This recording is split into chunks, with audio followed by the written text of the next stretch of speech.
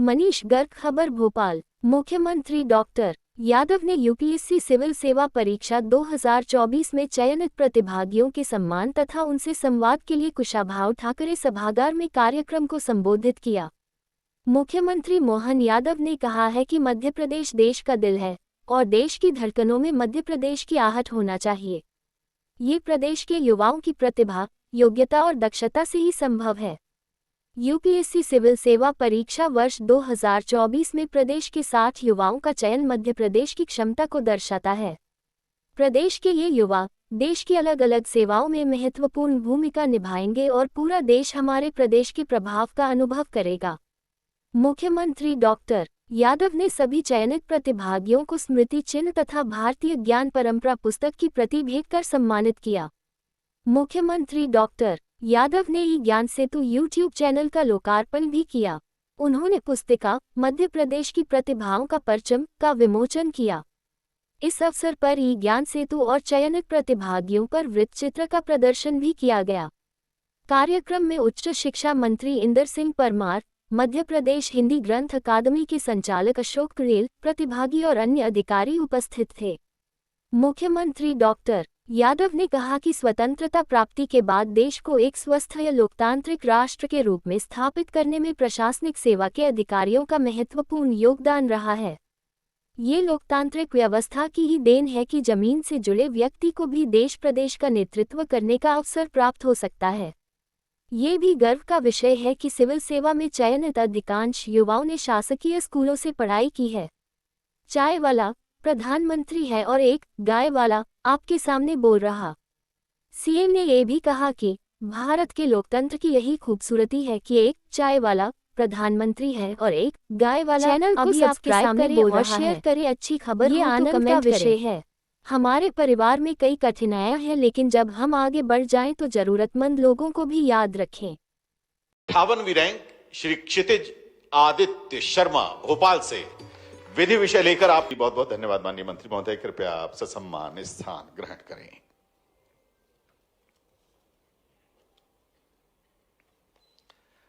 माननीय मुख्यमंत्री जी, ये कार्यक्रम जैसा कि आदरणीय अपर मुख्य सचिव महोदय ने बताया कि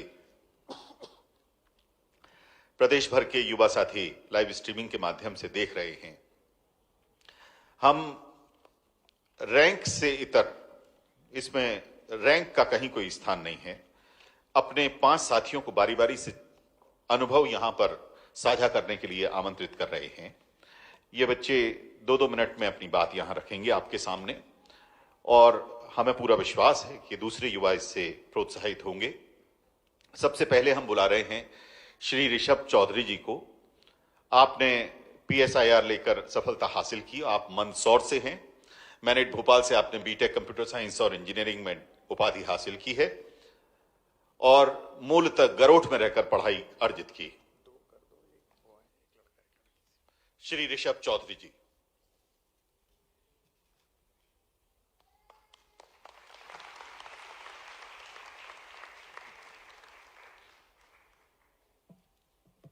माननीय मुख्यमंत्री जी, माननीय शिक्षा मंत्री जी, मंच पर उपस्थित सभी वरिष्ठ अधिकारी, गणमान्य सज्जन, मेरे साथी चयनित मित्र और प्यारे दोस्तों, नमस्कार।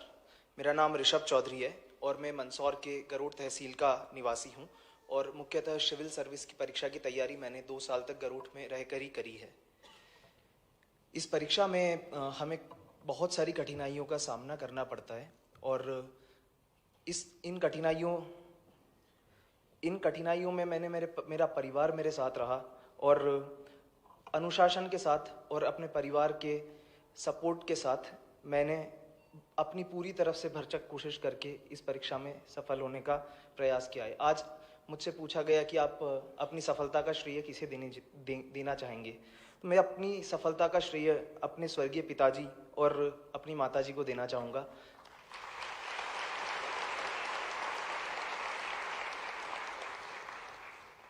उनसे मैंने यही सीखा है कि सपने बड़े देखो और सपने बड़े देखने के बाद उनको पूरा करने के लिए जुट जाओ और अपना पूरा 100% दो।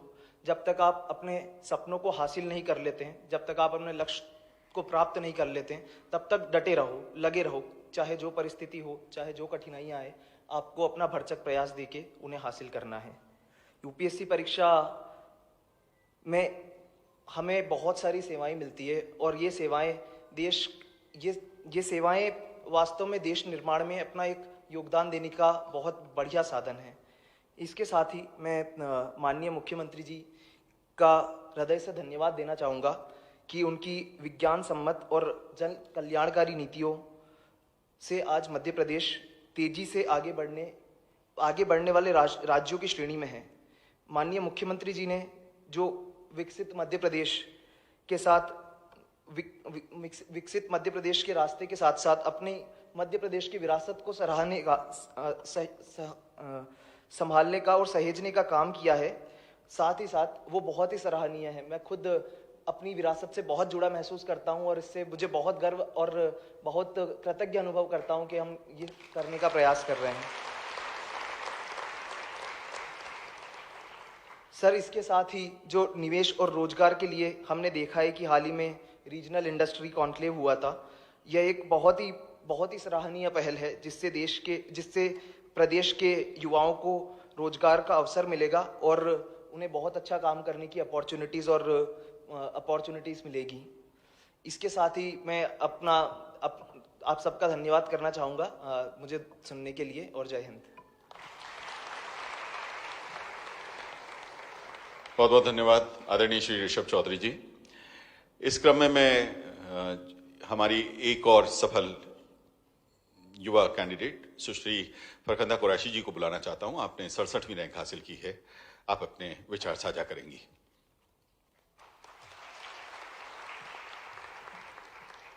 माननीय मुख्यमंत्री जी और माननीय उच्च शिक्षा मंत्री जी और अन्य जो भी अथॉरिटीज यहाँ उपस्थित हैं, चैनल को सब्सक्राइब करें और शेयर करें। अच्छी खबर हो तो कमेंट करें। कुरैशी है और मैं बालाघाट जिले की रहने वाली हूँ।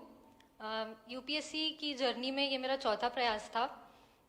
ये यूपीएससी एग्ज़ाम काफ़ी लंबा समय ले लेती है हमारा, और इतनी सारी चैलेंजेस को देखने के बाद हमारे पेरेंट्स जो हैं वो काफ़ी सपोर्टिव रहते हैं और मेरी जर्नी में भी मेरे माता पिता का बहुत बड़ा रोल रहा है। चैनल को सब्सक्राइब करें और शेयर करें। अच्छी खबर हो तो कमेंट करें। इसके साथ ही जो छात्र और अन्य लोग यहाँ उपस्थित हैं, मेरे उनके लिए कुछ सुझाव हैं।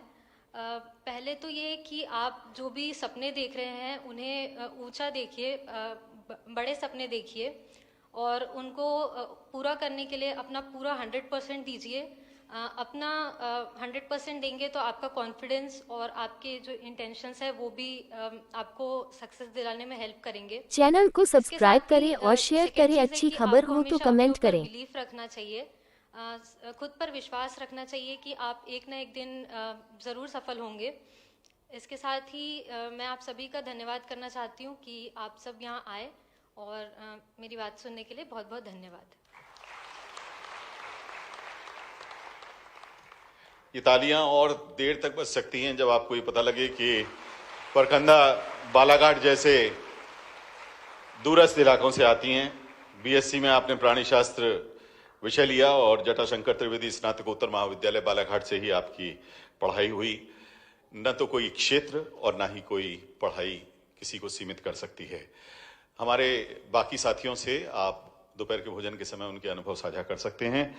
अब हम माननीय मंत्री महोदय की ओर मुखातिब हैं। माननीय मंत्री उच्च शिक्षा श्री इंदर सिंह परमार जी से निवेदन है कि आप अपने आशीर्वचन दें।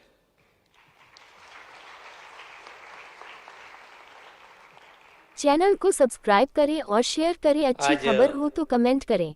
मध्य प्रदेश के लिए गौरव का क्षण है जब मध्य प्रदेश के चैनल को सब्सक्राइब करें और शेयर करें। अच्छी खबर हो तो कमेंट करें। सफल हुए हैं।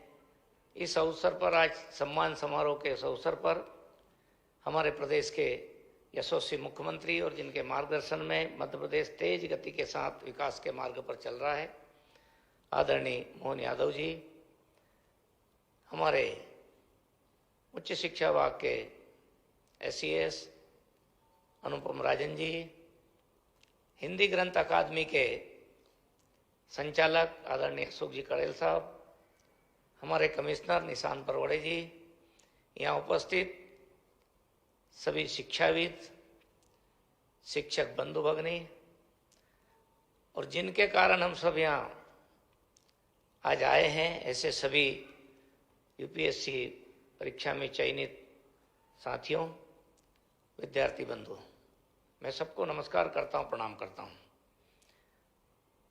एक ऐसा खुशी का क्षण है कि केवल चयनित के परिवार के ही नहीं, पूरा मध्य प्रदेश आप सब पर गर्व कर रहा है। इतनी बड़ी संख्या में पहली बार मुझे लगता है कि हमको सबको सम्मान करने का अवसर प्राप्त हुआ है। आपके परिश्रम से, आपकी मेहनत से मध्य प्रदेश के सपनों को साकार करने का एक बड़ा संकल्प आने वाले समय में हम पूरा करेंगे। हमारे मुख्यमंत्री जी लगातार शिक्षा को तो विशेष रूप से एक नए आयाम देने के लिए अग्रसर है और हर क्षेत्र में हमारे विद्यार्थी कैसे आगे आए, इसका पूरा प्रयास माननीय मुख्यमंत्री जी कर रहे हैं। मैं आज के अवसर पर हमारे चयनित भाई और बहनों के परिवारों को भी बधाई देता हूं। आपने जो उनको व्यवस्था दी, परिवार ने सहयोग दिया और उस कारण से आज वो इस सीढ़ी पर पहुंचे हैं, मुकाम पर पहुंचे हैं। हम सब जानते हैं कि हम सब समाज से जुड़े हैं। जिस घर में पैदा हुए, वहां के संस्कार मिले, कुटुंब के लोग मिले, गांव के लोग मिले, यानी जहां पैदा हुए हैं वो आसपास के सब लोगों का सहयोग सबके विकास में होता है। और इसलिए जब हम ऊंचाई पर पहुंच रहे हैं तो मैं समझता हूं कि सबके मन में अपने उस प्रारंभिक दौर के क्षण को याद रखना चाहिए, ताकि हम अपन वो जो समाज का और परिवार का जो कर्ज है, उस कर्ज को उतारने के भाव हमारे मन में होना चाहिए। और जहां पैदा हुए उस मिट्टी का भी हम पर कर्ज है। और यदि ये भाव रहा तो मैं समझता हूं कि आप जिस क्षेत्र में भी जाएंगे आप संवेदनशील बन के रहेंगे, समाज की पीड़ा को, कष्ट को समझते रहेंगे और कुल मिलाकर के हम सब व्यवस्था जो है लोगों की भलाई के लिए काम करने के लिए तंत्र है पूरा, आप इस तंत्र के हिस्से बनने जा रहे हैं। मैं आप सबको बधाई देता हूं, शुभकामना देता हूं। आज उच्च शिक्षा विभाग ने ई ज्ञान सेतु और यूट्यूब चैनल डिजिटल स्टूडियो के माध्यम से लॉन्चिंग की है। हम चाहते हैं कि हमारे ज्यादा से ज्यादा विद्यार्थियों को अच्छे एक्सपर्ट लोग मिले, मार्गदर्शन देने वाले मिले। और ये भी प्रेरणा मैं समझता हूं कि इतनी बड़ी संख्या में जो हमारे साथी लोग चयनित हुए हैं उनसे प्राप्त करके हम आगे बढ़ रहे हैं। मध्य प्रदेश में बहुत सीमित उसमें कोचिंग की व्यवस्था है। आज में मुख्यमंत्री जी हमारे बीच में है। ऐसे विद्यार्थी जो ऐसे कंपटीशन की तैयारी करना चाहते हैं उनको केवल हमारी रेगुलर पढ़ाई तक नहीं तो आगे हम सपोर्ट कैसे कर सकें, और इसलिए कोचिंग की व्यवस्था भी हम विभाग की तरफ से उनको उपलब्ध कराने चाहेंगे। आदरणीय मुख्यमंत्री जी हमें आशीर्वाद देंगे तो आने वाले समय में मध्य प्रदेश में ऐसे विद्यार्थी, चाहे गरीब परिवार का हो, जैसा आज हम देख रहे हैं, गांव के बेटे बेटियां अभी तक शहर के ही जाते थे, लेकिन अब शिक्षा गांव तक भी पहुंची है। और यही तो सच्चे लोकतंत्र का एक उदाहरण के रूप में हम दुनिया के सामने पेश हो रहे हैं। बदलता हुआ भारत तो बदलता हुआ मध्य प्रदेश दिख रहा है। मैं आप सबको पुनः शुभकामना देता हूं, बधाई देता हूं। जय हिंद, जय भारत। बहुत बहुत धन्यवाद माननीय मंत्री उच्च शिक्षा श्री इंदर सिंह परमार जी। आदरणीय देवी सज्जनों, जैसे माता पिता घर को संवारने के लिए रात दिन प्रयास करते हैं, चिड़िया अपने नीड़ को, अपने घोंसले को बनाने के लिए तिनका तिनका जोड़कर प्रयास करती है। अगर आप बहुत बारीकी से विवेचना करें माननीय मुख्यमंत्री जी कोशिश कर रहे हैं मध्य प्रदेश को सर्वश्रेष्ठ राज्य के रूप में परिवर्तित करने के लिए, चाहे उद्योगों को बढ़ावा देना हो, शिक्षा को बढ़ावा देना हो, सामाजिक स्तर पर कोई मुहिम चलानी हो या स्वास्थ्य का मुद्दा हो, सभी जगह आप सचेत हैं, चौकन्ना हैं और रात दिन अथक परिश्रम कर रहे हैं। आज बच्चों को उनके स्मृति चिन्ह के साथ एक किताब भेंट की है, भारतीय ज्ञान परंपरा। हमारा परम सौभाग्य है कि ये पुस्तक हमें हिंदी ग्रंथ अकादमी की तरफ से मिली है। वो उसके आदरणीय संचालक महोदय श्री अशोक कटेल जी भी उपस्थित हैं, हम उनका भी आभार व्यक्त करते हैं। और इस पुस्तक में माननीय मुख्यमंत्री जी ने युवाओं को अपना संदेश दिया है। उम्मीद है सिलेक्टेड जो कैंडिडेट्स हैं उसको पढ़ेंगे और उसको इम्प्लीमेंट करेंगे। ऐसे माननीय मुख्यमंत्री जी जो रात दिन मध्य प्रदेश को सब दिशाओं में विभिन्न आयामों के साथ आगे ले जाने का सपना देख रहे हैं, वे हमारे नए नव चयनित बच्चों से संवाद करें, उसके लिए हम आदर के साथ उन्हें आमंत्रित कर रहे हैं। जोरदार तालियों से माननीय मुख्यमंत्री जी का स्वागत करिए।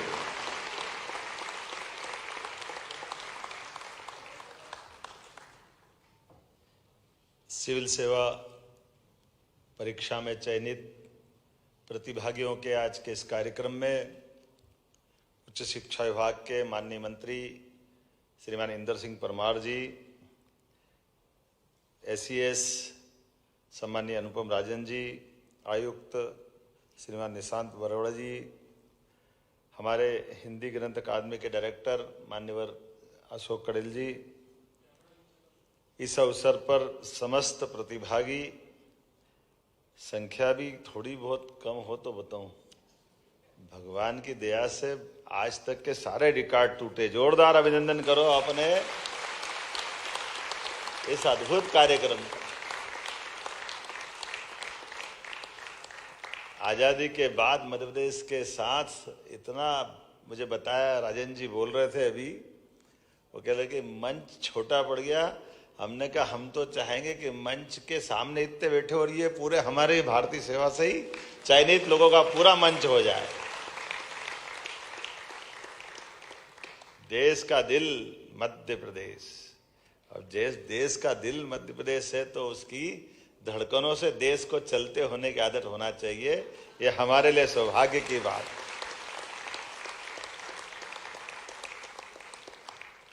मैं आपको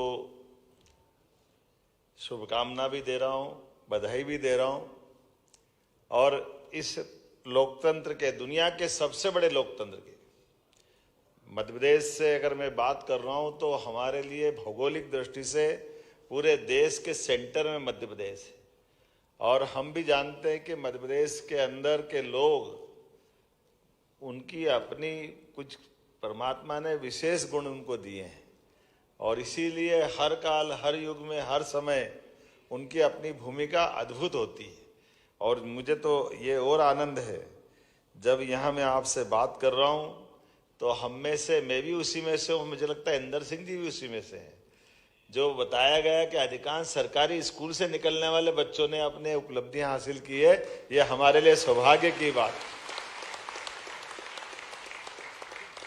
सरकारी स्कूल, सरकारी कॉलेज, अभावों की उस पराकाष्ठा के बीच से हमारे यहाँ तो लक्ष्मी का महत्व भी वनस्पति में अगर कहीं है तो कीचड़ से ही तो कमल खिलते हैं, उसका आनंद आता है। हमारे लिए कमल दल का वो पुष्प आनंददायक, उसकी अपनी हमारे लिए वो शोभा। लेकिन ये बात सही है, जिस तरह से हमारे इस देश को आज़ादी के बाद भारतीय प्रशासनिक सेवाओं के लोगों ने अपने तरह से अलग अलग प्रकार से युक्ति बुद्धि के साथ, मेहनत के साथ इस देश को दुनिया का सबसे बड़ा लोकतंत्र बनाया, उसमें आपका सबसे बड़ा योगदान है। मैं बधाई देना चाहूँगा हमारे सभी प्रशासनिक सेवा के अधिकारियों को, कर्मचारियों को। और क्या राज्य प्रशासनिक सेवा, चाहे राज्य के केंद्र प्रशासन में, तो मान के चलता हूँ कि ये जो हमारी परमात्मा की लीला है इस अवसर पर, लेकिन कुछ उदाहरण हमको बड़े भी देखना पड़ेंगे जिसकी तरफ से हम अपने अतीत के गौरवशाली पृष्ठ पे भी ध्यान दें। हमको मालूम है कि आज हमने 1 अटेम्प्ट, 2 अटेम्प्ट, 3-3, 4-4 में निकाल रहे हैं।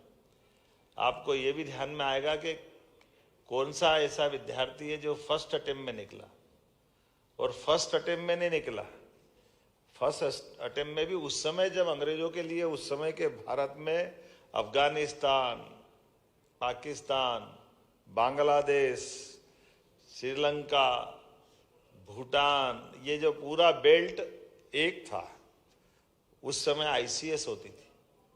और आईसीएस की उस एग्जाम में ये जो घमंड था अंग्रेजों को कि हाँ हम बहुत बुद्धिमान हैं, हमारे खून में कुछ विशेष गुण है, पता नहीं ये क्यों बीमारी हो जाती किसी किसी की, लेकिन हो जाता अहंकार। उनने अपने युक्ति बुद्धि से जब राज्य बना लिया, वो भूल गए कि ये सत्ता, सुख, राज्य, अधिकार, इसके आगे भी कुछ है।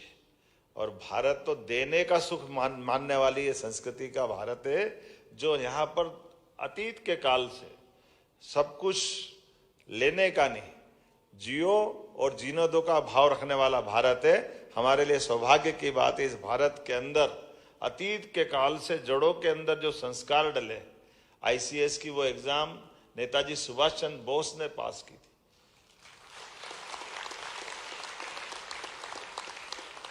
और 23 साल की उम्र में पास की, और केवल पास करने में विश्वास नहीं था, उस समय की वो प्रावीण्य सूची में भी आए। और प्रावीण्य सूची में आने के बाद आमतौर पर कभी किसी से पूछो कि जरा भैया तुम प्रावीण्य में आ गए, तुम घर आ जाओ, बड़ा कठिन जाएगा ना, जाएगा कि नहीं जाएगा? पहली बात तो प्रावीण्य में आना ही कठिन है, और आने के बाद वहां से वापस आना। लेकिन ये आज़ादी के मतवालों का, भारतीय नौजवानों का उस समय की जो संकल्प शक्ति है, वो उत्कृष्ट उदाहरण था। उन्हें लात मार दी, बोले मुझे खाली केवल दिखाना था कि केवल तुम में अकल नहीं है, अकल हम में भी है। यह रिकॉर्ड उन्होंने बनाया। लेकिन ये उस समय के उस दौर की बात मान लो, जब हमारे लिए आज़ादी की ज़्यादा महत्ता थी। हमारी योग्यता, क्षमता के आधार पर हम अपने देश की स्वतंत्रता के लिए भी काम कर रहे थे, देश के सामने भारतीय प्रतिभा का प्रदर्शन भी कर रहे थे, और देश की चुनौतियों के लिए अपने व्यक्तिगत सुख, लाभ, वैभव को अलग हटाकर हम अपने उस मूल उद्देश्य के लिए, आज़ादी के लिए जो लड़ रहे थे लोग, वो उस तरह की बात मान लें। लेकिन जब आज़ादी मिल गई तो इस आज़ादी की कीमत भी हमको याद रखना है। आज़ादी भारत की, स्वतंत्र भारत की दृष्टि से, समग्र भारत की दृष्टि से अगर सोचे तो 1000 साल पृथ्वीराज सिंह चौहान आखिरी बार हमारे भारत के शासक रहे। उसके बाद के काल में अलग अलग शासन की बहुत सारी धारा है, लेकिन वो धाराओं की जड़ अपने देश से नहीं जुड़ती है, इसमें कोई संकोच नहीं।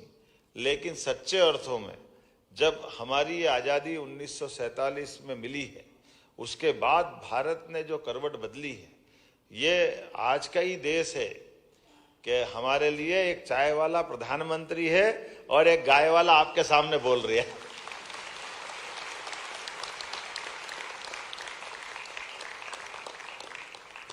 ये लोकतंत्र की खूबसूरती भी है, ये आनंद भी है। हमारे परिवार के अंदर कठिनाइयां हैं, किसके नहीं, लेकिन जब हम कहीं किसी न किसी कारण से आगे बढ़ते हैं तो हम आगे बढ़ने के साथ साथ पीछे वालों को भी नहीं भूलें, उनका भी स्मरण रखें, जड़ों से जुड़ करके चले।